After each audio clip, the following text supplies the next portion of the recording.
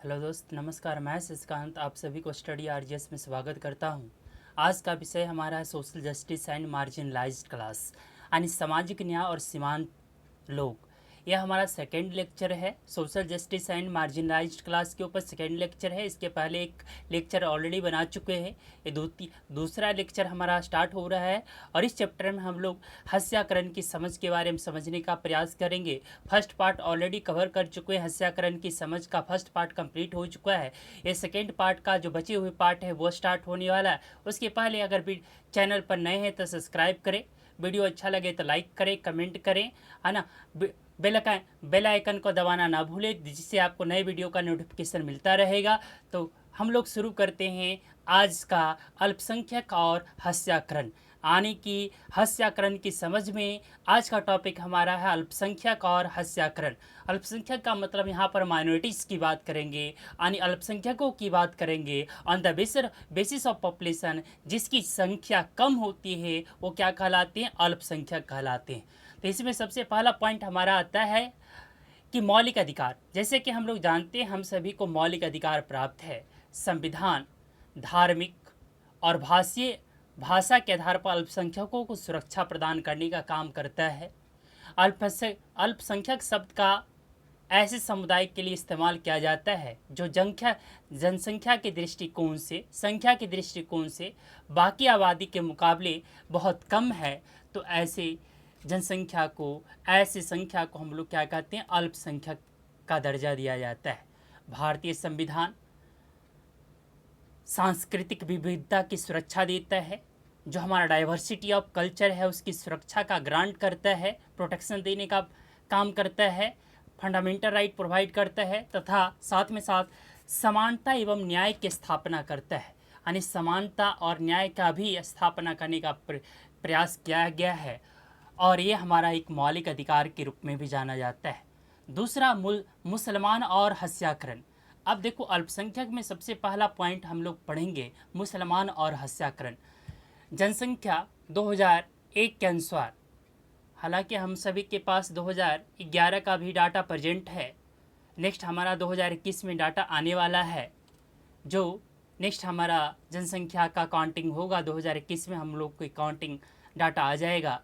लेकिन ये जो एनसीईआरटी बुक में लिखी गई बात है 2001 की जनगणना के अनुसार है, इसलिए हम बातें 2001 की जनगणना के अनुसार करेंगे, क्योंकि मुख्य रूप से हमारा जो है ये सारा जो विषय तैयार किया गया है वो एनसीईआरटी पर आधारित है।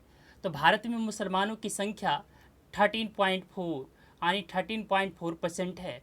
उन्हें हाशियाई समुदाय माना जाता है क्योंकि इन्हें सामाजिक आर्थिक विकास के उतने लाभ नहीं मिले हैं जितने इनको मिलना चाहिए।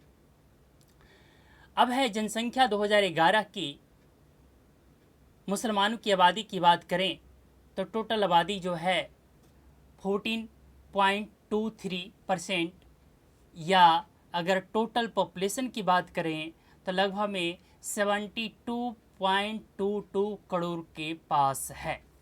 अब है 2001 की जनगणना के अनुसार लिटरेसी रेट यानी साक्षरता दर की बात करेंगे तो देखो, टोटल हमारे पास साक्षरता दर जो है वो 2001 की जनगणना के अनुसार 65% है। इसमें हिंदू 65% इनकी यानी कि लिटरेसी रेट है, जबकि मुस्लिम का लिटरेसी रेट 59% है, ईसाई 80%, सिख 70% यानी 70%, बौद्ध 73 यानी 73%, जैन 94। हमारे देश में रिलीजन के आधार पर बात करें तो जो लिटरेसी रेट है सबसे ज़्यादा वो जैन धर्म का है, जैनिज्म का है।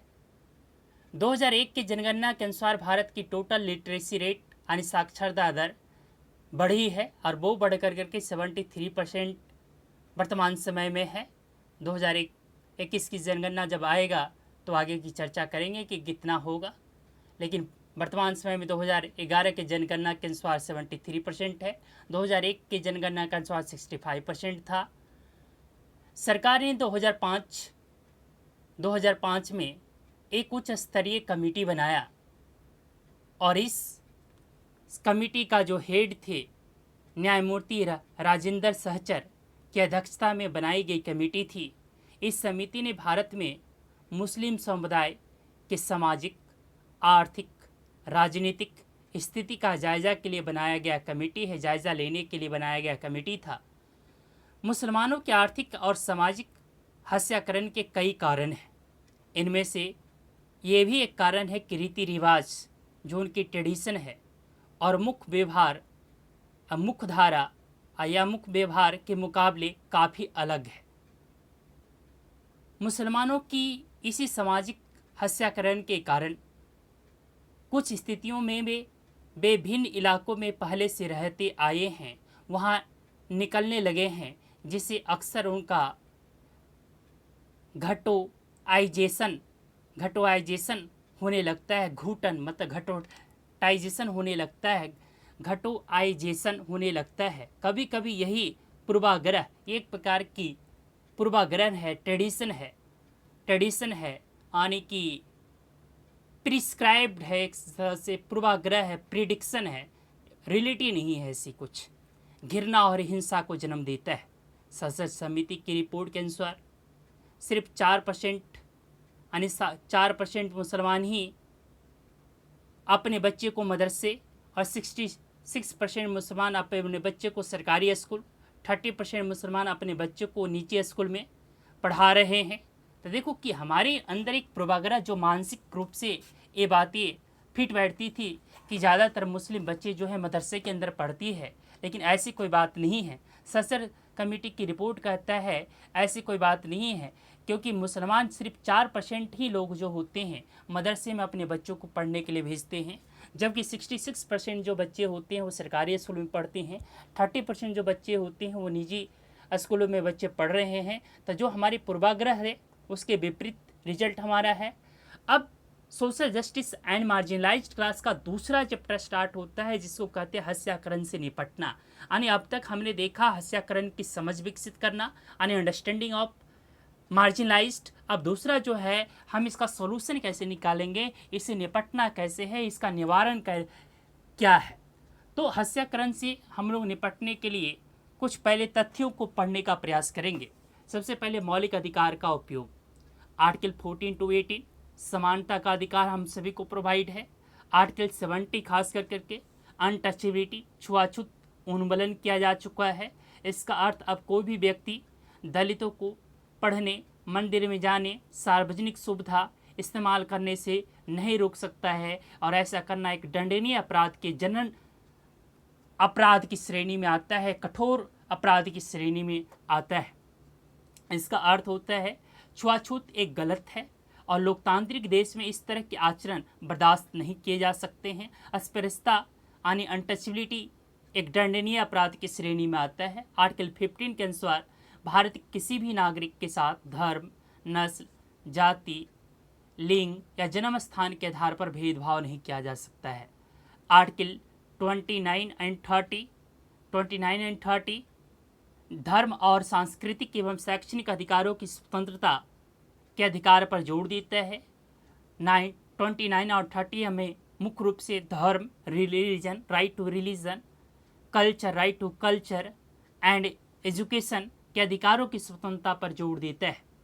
इसका उद्देश्य यह है, इसका पर्पस जो है यह है कि इन समूहों की संस्कृति पर न तो बहुसंख्यक समुदाय की संस्कृति का वर्चस्व हो और न ही वह नष्ट किए जा सके। यानी माइनॉरिटीज़ जो लोग हैं, जो अल्पसंख्यक है, वो अपने कल्चर को प्रिजर्व रखना, राइट टू प्रोटेक्शन का अधिकार उनको दिया गया है। अपनी कल्चर को राइट टू प्रोटेक्शन, अपने स्क्रिप्ट को बनाए रखने का अधिकार दिया गया है। फॉर एग्जाम्पल्स मुसलमान और फारसी आदि सांस्कृतिक धार्मिक समूहों के अधिकारों को सुरक्षा मिला हुआ है, प्रोटेक्शन मिला हुआ। सभी जो रिलीजियस माइनॉरिटीज़ है, पॉपुलेशन के आधार पर जिनकी जनसंख्या कम है, उनके अपने स्क्रिप्ट है, कल्चर है, संस्कृति है, उनको बचाए रखने का राइट टू प्रोटेक्शन उनको मिला हुआ है। हत्याई तबकों के लिए कानून। अब इनके लिए क्या क्या कानून है उनको समझने का प्रयास करेंगे।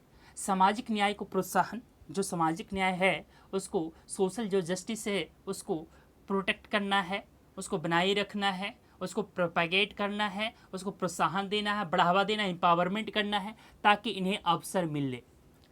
आरक्षण की नीति, देखो आरक्षण की नीति भी इनमें से एक महत्वपूर्ण चीज़ें हैं और आरक्षण की नीति हमारे 2 जगह हैं, आर्टिकल 15 क्लॉज 4 और आर्टिकल 16 क्लॉज 4 में उपलब्ध है।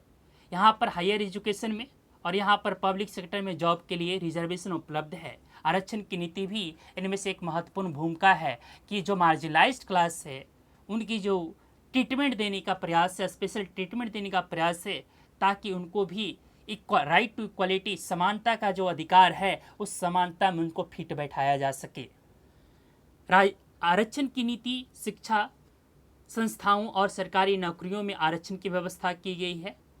कट ऑफ की व्यवस्था की गई है। कट ऑफ आने की न्यूनतम अंक सीमा तय की गई है। कॉलेजों खास करके मेडिकल और पेशेवर संस्थाओं में दाखिला के लिए कट ऑफ की व्यवस्था, न्यूनतम अंक की व्यवस्था की गई है।